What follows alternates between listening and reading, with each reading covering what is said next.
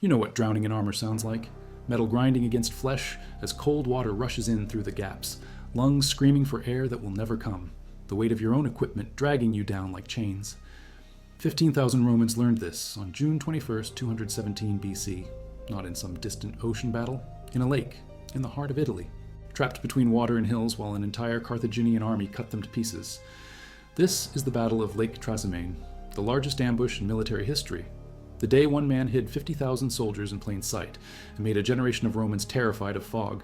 But Hannibal didn't wait for Rome to bring the fight to Africa. He crossed the Alps with 50,000 infantry, 9,000 cavalry, and 37 elephants. The brutal march through ice and mountain tribes cost him half his army. By the time he reached the Po Valley in late 218 BC, he had 20,000 infantry and 6,000 cavalry left. Most of his elephants were dead or dying. The Romans thought they'd crushed him. They were wrong.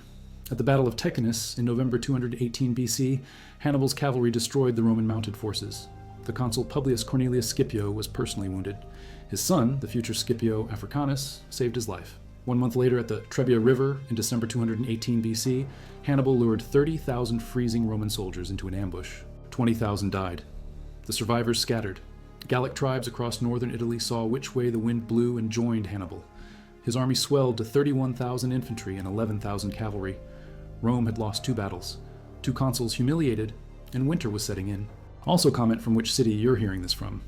This script is researched and factual using sources from Polybius's histories, written around 50 years after the battle based on eyewitness accounts and backed by Livy's Ab Urbe Condita, completed between 27 BC and 9 BC, cross-referenced with modern archaeological work from Nick Field's 2017 Osprey campaign study, which incorporates battlefield excavations near Tuoro sul Trasimeno, showing iron spearheads, pila fragments, and Celtic sword fittings, matching the ancient descriptions.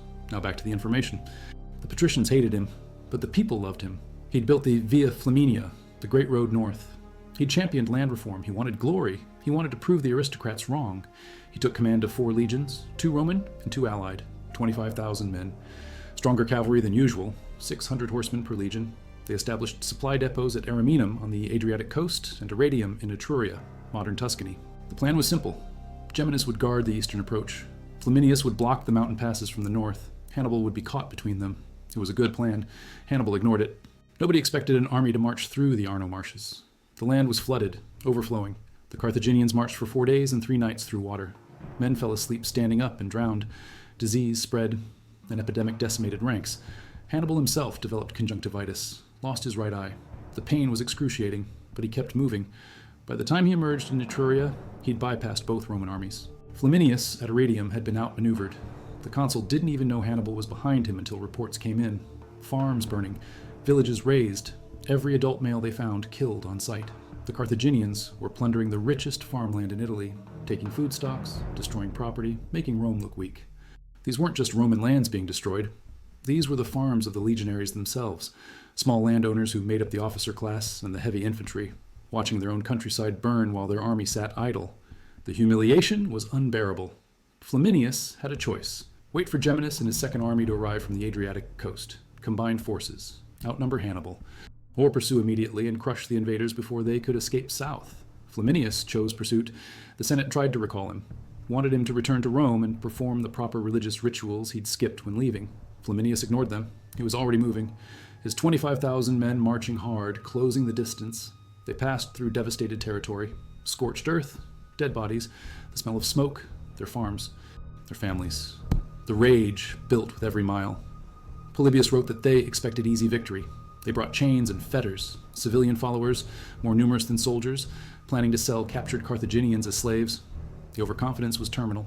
On June 20th, 217 BC, the Carthaginians reached Lake Trasimene, modern Lake Trasimeno in central Italy, the largest lake on the Italian peninsula, 128 square kilometers of surface area, 6 meters deep at most, but in 217 BC it was larger, higher water levels. The shoreline has changed since. What Hannibal saw was perfect, a narrow defile, a passage between the lake and a range of low hills. The hills came closer to the water toward the east, squeezing the road into a tight corridor.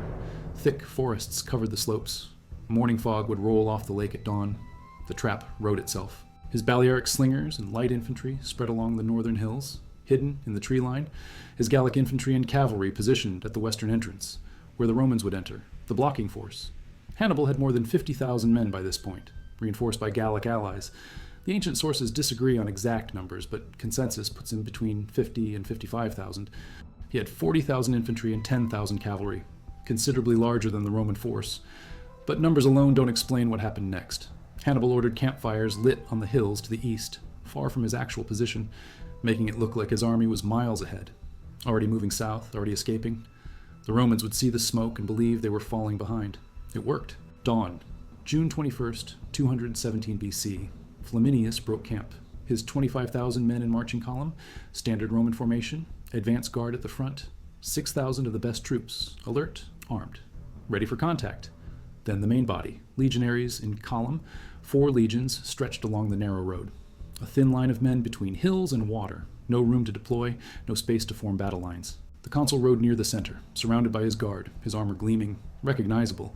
The fog was thick, rolling off the lake as the sun rose. Visibility maybe 50 meters, sound muffled, the crunch of thousands of feet on the dirt road, equipment rattling, breathing, nothing else. They marched into the defile, all of them, every single man. The advance guard pushed through, saw nothing, kept moving. The main body followed, legion after legion, filing into the killing ground. The rear guard entered last, 25,000 Romans in a 3-hour-long column, trapped. Balearic slingers launching lead shot. They hit the Roman column from the flank. From above, the Romans couldn't see them coming until they were on top of them. Fog, trees, chaos. Polybius wrote that Flaminius was completely surprised, provided no effective leadership. But Livy, writing 2 centuries later, gave him a better death. Said he tried to rally his men, tried to organize a defense, rode up and down the column shouting orders. His armor made him a target, a bright spot in the fog. The enemy knew exactly where he was. Some tried to hold ground, died where they stood. Others panicked, ran, straight into the water. Their heavy armor made swimming impossible. The lorica hamata, chainmail weighing 15 kilograms. The scutum, the big rectangular shield, another 10 kilograms. The pilum, javelin, gladius, sword, helmet, greaves, 70 pounds of equipment. They waded in up to their necks, trying to get far enough out that the Carthaginians couldn't reach them. The cavalry rode in after them. Carthaginian horsemen swam their mounts into the shallows, hacking at exposed Roman heads with their swords, men drowning, men bleeding. The water turned red. Livy mentioned a local tradition. For 3 days after the battle, blood filled the lake. A small stream feeding into it was renamed Sanguinetto, Blood River. The name stuck for centuries. Surrounded by the elite of his army, wherever his men were pressed hardest, he went to help. His armor made him easy to spot, even through the fog. An Insubrian horseman named Ducarius recognized him. The Insubres were a Gallic tribe from northern Italy.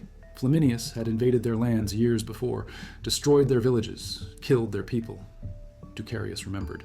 He spurred his horse through the Roman lines, screaming to his countrymen, "Here is the man who slew our legions and laid waste our city and our lands.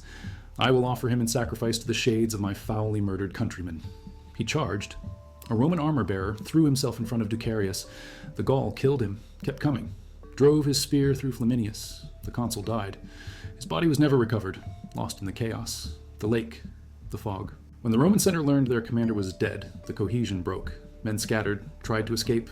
Most died, drowned, captured. So they kept moving, marched to a nearby town, took shelter. The next day, Hannibal's cavalry commander Maharbal surrounded the town, offered terms. Surrender your weapons and armor. You can leave with a single garment each, safe passage. The 6,000 agreed. They had no choice, handed over their equipment. Maharbal had them sold into slavery. Hannibal didn't honor the deal. In less than 4 hours, 25,000 Romans were dead, captured, or scattered. 15,000 killed in battle or drowned. 6,000 captured by Maharbal the next day. Maybe 4,000 escaped and made it back to Rome by various routes. Polybius reported Carthaginian losses at 1,500 killed, mostly Gauls. Livy gave 2,500 killed, and many more who died of wounds. Either way, it was asymmetric. A massacre.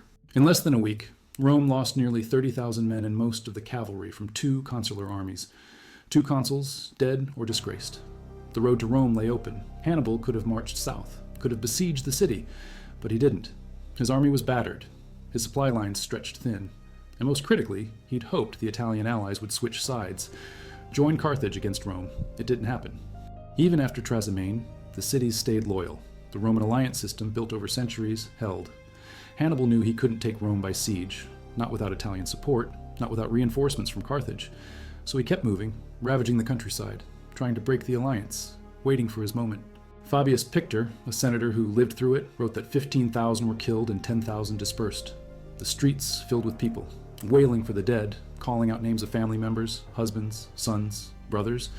The Senate appointed Quintus Fabius Maximus as dictator. Emergency powers. His strategy was simple. Don't fight Hannibal in open battle.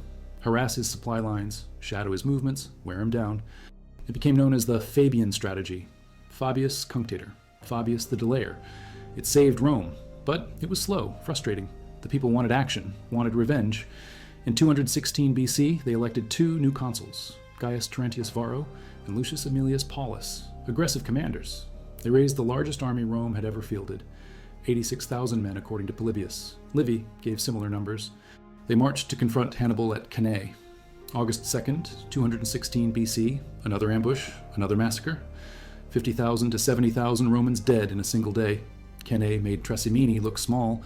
Historian Theodore Dodge wrote, "It was the only instance in history of an entire large army being ambushed by another entire large army. Most ambushes involve small units, patrols, scouting parties. Trasimene involved 50,000 Carthaginian soldiers hiding in the hills and trees, waiting for 25,000 Romans to march into a kill box. The scale was unprecedented." Robert O'Connell, another historian, called it the only time an entire large army was effectively swallowed and destroyed by such a maneuver. The Romans had walked into a tactical masterpiece and paid for it with their lives. Celtic-style sword fittings and hilts, matching descriptions of Gallic warriors, armor pieces, coins dated to the early 3rd century BC. The historical archaeological trail of the Battle of Trasimeno was inaugurated in June 2010. 14 kilometers of marked path through the hills where Hannibal hid his men. 13 stations explaining the battle. You can stand where the Romans marched, where they died. Look out at the lake and imagine the fog, the screaming, the water filling with bodies. A bronze statue called the Orator of Trasimeno was found near Sanguinetto, dated to the late 2nd or early 1st century BC. Not from the battle itself, but a reminder that this area remained important, remembered. The Roman column near Via del Porto marks where historians believe the lakefront stood in 217 BC. Recent investigations showed the port of Casa del Piano was used from the medieval period when water levels were higher, matching ancient descriptions. The hills form a natural amphitheater between Mount Gualandro and Monte Gaeto on the north shore. The valley of Toro is where the killing happened. The Romans entered from the west, near modern Borghetto, marched east along the narrow strip between water and hills. The defile widened slightly near Toro, giving them false security. Then the hills closed in again. By the time they realized the danger, Carthaginian forces above them had the high ground. Gravity, surprise, numbers. The Romans had nowhere to go but down, into the lake. Radiocarbon dating gave dates around 2168 before present, matching 218 BC. But at Trasimene itself, the evidence is more scattered. Weapons, equipment. Bone fragments occasionally surface. No mass grave has been found. The lake likely claimed most of the dead.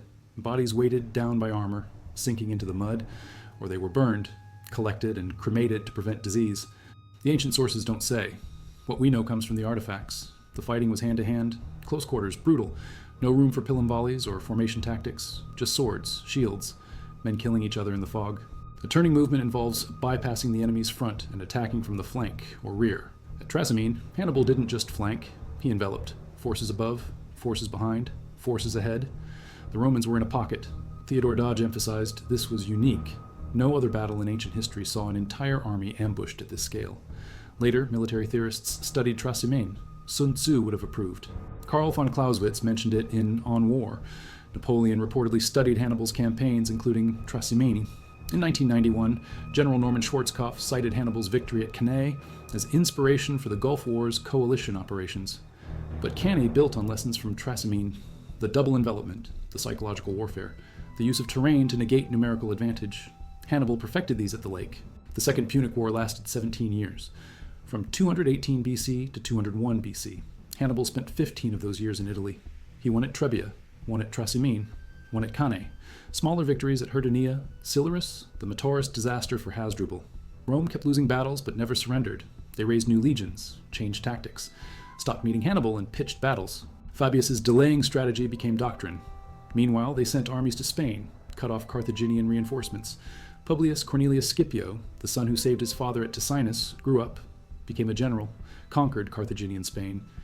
In 204 BC, Scipio invaded North Africa, forced Carthage to recall Hannibal. They met at Zama in October 202 BC. Scipio won. Hannibal was defeated. Carthage sued for peace. The treaty stripped them of overseas territories, imposed a massive indemnity, restricted their military, prohibited warfare without Roman permission. Carthage ceased to be a threat. Rome dominated the western Mediterranean. Parents threatened misbehaving kids with his name. The trauma lasted generations. Polybius wrote that Trasimene was seen as the greatest ambush. Livy described it as a calamity that shook the Republic to its foundation. Tony Gnacco del Hoyo classified it as one of 3 great military calamities Rome suffered in the war's first 3 years, alongside Trebia and Cannae. But Trasimene was different. Trebia happened in winter, enemy territory. Cannae came later, after Rome knew what Hannibal could do. Trasimene was June, in the heart of Italy, in Etruria, the breadbasket, and the Romans walked into it blind, overconfident, chasing glory. Flaminius wanted to prove he was a great general. Instead, he led 25,000 men to their deaths. Livy, normally pro-Roman and willing to make excuses, couldn't save Flaminius completely. He gave him a brave death, fighting to the end, trying to rally his men. But even Livy noted the consul had left Rome without performing proper religious rituals. Bad omens. Ignored warnings, pursued Hannibal too aggressively. The Senate had tried to recall him, and he'd refused. So, when Ducarius killed him with a spear through the chest, there was a sense of tragic inevitability. A man who ignored the gods and paid the price. But modern analysis is kinder. Flaminius was in an impossible situation. Hannibal had outmaneuvered both consular armies, was ravaging Italian farms. Every day of inaction made Rome look weaker. The political pressure to engage was enormous. Waiting for Geminus meant giving Hannibal more time to recruit Italian allies, more time to destroy property. The decision to pursue made strategic sense. The tactical execution failed because Hannibal was better. The fog he knew would roll in at dawn, positioning his forces overnight in complete silence, maintaining discipline among 50,000 men from different cultures, speaking different languages, worshipping different gods. African infantry, Spanish swordsmen, Gallic cavalry, Balearic slingers, Numidian horsemen, Ligurian skirmishers. He held them together, made them trust him. After Trasimene, his army was loyal unto death. They followed him through Italy for 15 years, fought battles they couldn't win because he asked them to. That kind of leadership doesn't come from fear. It comes from results, and Hannibal delivered results. The lake's depth and sediment buildup over 2,000 years makes excavation difficult, but the work continues. Every few years, a farmer plows up a Roman coin, a sword blade, a piece of chainmail. The battle left a scar on the landscape that hasn't fully healed. Place names around the lake still reference the slaughter. Osia, place of bones; Sepultalia, sepulcher; Caporoso, Cape Red, where the water supposedly ran red with blood; Pugnano, place of battles; Pian di Marte, field of Mars, the Roman god of war. These names are modern, but they carry memory. Oral tradition passed down through centuries until it became toponymy. The land remembers even when people forget. Too focused on killing each other. Modern historians question this. Central Italy is seismically active. Earthquakes happen. But the idea that thousands of men fighting for their lives wouldn't notice the ground shaking seems unlikely, unless the earthquake was minor, or happened at a different time and Livy conflated events, or its literary embellishment. Livy wrote 200 years after the battle. He had sources: Polybius, Fabius Pictor. But he also had a narrative goal: show Roman resilience, their ability to endure catastrophe. An earthquake nobody noticed because they were too busy bleeding fits that theme. Take it with caution. Rome's military prestige shattered. The alliance system tested, but holding.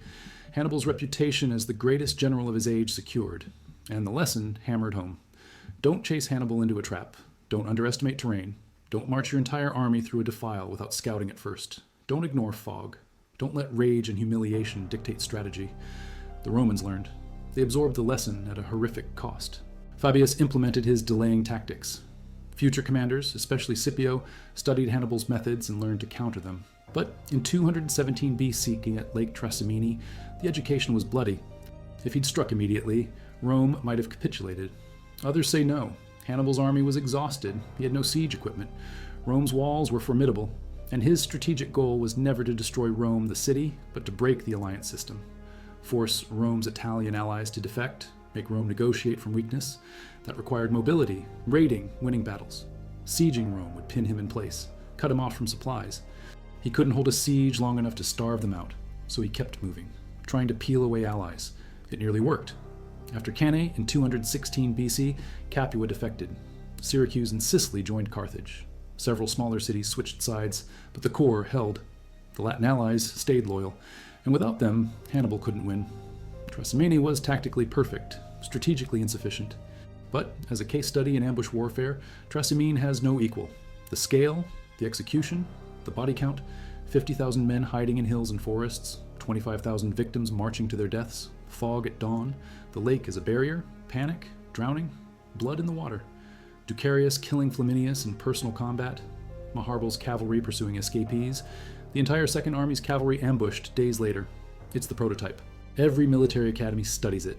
The principles are timeless. Know your terrain, use natural obstacles, strike from multiple directions, cut off escape routes, maintain surprise until the last moment, exploit enemy overconfidence. These work in 217 BC, and they work now. The technology changes. The fundamentals don't. Archaeologists, military historians, they walked the battlefield, stood on the hills where Hannibal's men waited, looked down at the narrow road between lake and slope where the Romans marched. The topography makes it obvious. Once you see it, you understand why nobody escaped, why the casualty rates were so asymmetric. The Romans weren't just outnumbered, they were trapped in a geographic killing funnel. Downhill attacks are faster, harder to stop. Gravity helps the attacker. Panic spreads when you can't see the enemy until they're on top of you, and water behind you means every step backward is a step toward drowning. The Romans had nowhere to go. Hannibal built the trap out of hills and lake and fog. Nature was his ally. He just had to spring it at the right moment. When men are tired from marching since first light, when visibility is lowest, when the sun behind the eastern hills illuminates the Carthaginians attacking downhill but leaves the valley floor in shadow. Every detail calculated. Some historians argue Hannibal got lucky, that he couldn't guarantee fog, but he'd been in Italy for months, watched the weather patterns. Knew lake fog burned off by mid-morning. If he attacked at dawn, he'd have the fog. If the fog didn't come, he still had high ground and numerical advantage. The fog was a bonus, a force multiplier.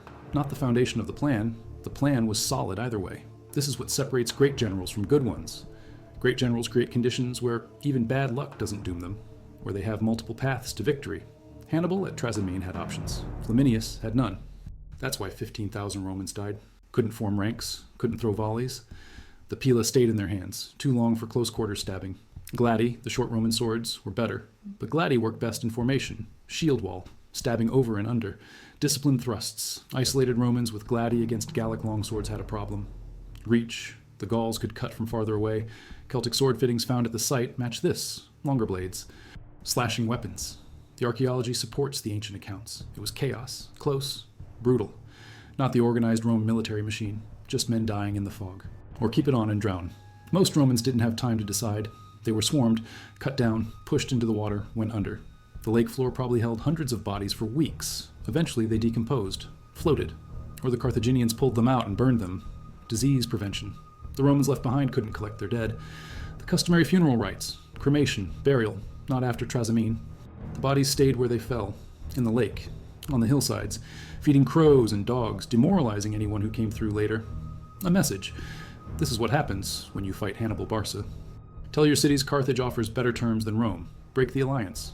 It didn't work at Trasimene. The allies stayed loyal, but it planted seeds, showed he understood Roman power, that it wasn't just legions, it was the alliance network. Hundreds of Italian cities bound to Rome by treaties, providing troops, taxes, loyalty. Break that and Rome becomes just another city, vulnerable, isolated. Hannibal's genius was seeing this. His failure was underestimating how deep Roman roots went, how much the alliance system had given the Italians. Protection, trade, stability, justice, Roman citizenship for some, land grants. Even after Cannae, even after losing 120,000 men in 3 years, most Italian allies stayed with Rome. That's why Hannibal lost the war, not because he wasn't brilliant, because Rome was resilient. Trasimene's aftermath shaped Roman military doctrine for centuries. The Fabian strategy, the Macedonian phalanx adaptation, the manipular legion reforms. Scipio's African campaigns studied Hannibal's tactics and countered them. The Romans became students of their enemy, absorbed his lessons, turned his own methods against Carthage. At Zama in 202 BC, Scipio used Hannibal's tactics, refused the center, let his weak troops give ground, held his best infantry in reserve, cavalry envelopment. It worked. Hannibal was defeated by his own playbook. The teacher becomes the student. Trasimene was part of that education. A painful lesson, expensive, bought with 15,000 lives, but learned, remembered, applied. It's hard to imagine the terror, the screaming, the smell of blood and shit and sweat, the crunch of breaking bone, the splash of men drowning in armor. But the ground remembers. Every few decades, after heavy rain, the stream called Sanguinetto runs darker than usual. red-brown. Locals say it's iron in the soil, oxidized deposits leached by the water. Scientists agree, but the name persists. Blood River. A reminder that this land was soaked in Roman blood 2,200 years ago, that 50,000 Carthaginians hid in these hills and killed an army, that Hannibal Barca stood somewhere near here and watched his plan unfold, watched Romans drown, watched his cavalry chase them into the water, watched Ducarius kill a consul, and knew he'd won. Flaminius was so sure he could crush Hannibal that he marched his entire army through a defile without proper reconnaissance. Ignored warnings, ignored the Senate, ignored the evidence that Hannibal was a tactical genius who'd already destroyed 2 Roman armies. The rage at seeing his countryside burn clouded his judgment. He wanted glory, wanted revenge, wanted to prove the aristocrats wrong. He got none of those. He got a spear through the chest and a lost body and a legacy as the consul who lost 25,000 men in 4 hours. History judged him, not kindly. Every day of delay was another day of devastation. Flaminius chose to fight. The choice was understandable. The execution was flawed. The outcome was disaster. That's war, unforgiving, brutal, final. You make one mistake and 15,000 men die. Your name becomes a cautionary tale. Your death is remembered not for courage, but for failure. Fair or not, Trasimene defined Flaminius. Trapped him in history like his men were trapped between the lake and the hills. No escape, no redemption. Just the cold fact of 15,000 dead. His conclusion matched the ancient sources. Trasimene was the largest ambush in military history, not just by body count, by the scale of forces involved, by the completeness of the surprise, by the tactical sophistication. Hannibal didn't just win, he destroyed, annihilated, left the Roman command structure shattered, consul dead, army gone, survivors traumatized, Rome itself in panic. And he did it with terrain, timing, discipline. 3 hours from first contact to last Roman death, an entire consular army consumed. Fields called it a masterclass in the use of terrain and psychology, a battle that proved Hannibal's reputation as one of antiquity's greatest commanders. The evidence scattered across the hills and lake bed at Toro supports every word. Earth moved, trenches dug, possibly burial pits or defensive works thrown up afterward, wood charcoal dated to the period, cremation fires, the Romans who came back later to collect whatever bodies they could, or Carthaginian cleanup operations, burning corpses to prevent disease. The layer is thin, spread out, not a concentrated mass grave, more like scattered disposal. Consistent with a chaotic aftermath where nobody controlled the battlefield for long, Hannibal moved on. The Romans returned cautiously, collected some dead, burned them where they lay, left the rest. The lake took care of itself. 2,000 years of sediment buried the evidence until modern archaeology started peeling back the layers, finding fragments, reconstructing the nightmare. The historical archaeological trail's 13th station stands near where the Roman advance guard broke through, where 6,000 men escaped the initial killing, where they marched away believing they'd somehow won, only to look back through clearing fog and see the disaster, see their comrades dying, see the lake red, realize they couldn't help, had to keep moving or join them. That moment, that decision, walk away or die. They chose survival, were captured the next day anyway, sold as slaves. Hannibal didn't keep his promise of safe passage. Hannibal needed the money. 50,000 men don't feed themselves. War elephants cost maintenance. Cavalry needs horses. Infantry needs weapons. Prisoners were currency, ransoms, or slave sales. Economics, war is expensive. Trasimene paid for itself and captured Romans, sold to the highest bidder. Cold, pragmatic. Standard practice for ancient warfare, still brutal. Most vanished into history, nameless, forgotten. The archaeology can't tell us their fates, only that they were there, that they escaped, that Hannibal caught them. The rest is silence. That's the nature of ancient history. We get fragments, snapshots. The human stories, the individual tragedies are lost. We know 15,000 died. We don't know their names, who they were, what they hoped for. Trasimene swallowed them. The lake, the fog, the weight of history. Families, futures. Some Roman soldier at Trasimene had family back home, a farm, a wife, children. They never saw him again. He became a number, one of 15,000. The coins in the ground are all that's left. Cold silver, proof someone lived, fought, died. Take photos. The lake reflects the hills. Birds call. It could be anywhere. But underneath, in the soil, in the lake bed, in the stream called Blood River, the evidence remains. 15,000 Romans drowned. 50,000 Carthaginians waited in ambush. Hannibal Barca proved his genius. Rome learned terror. June 21st, 217 BC, the largest ambush in military history. 4 hours, one battle, an entire army gone. The fog, the lake, the hills, nature and tactics merging into a single killing machine. Flaminius dead, Ducarius screaming vengeance, men drowning in armor. The water read, the lesson simple: never underestimate the enemy, never march blind into a defile, never let overconfidence guide strategy. Trasimene taught this. Rome paid the tuition. 15,000 lives, the price of education in the ancient world. Cold, final, absolute.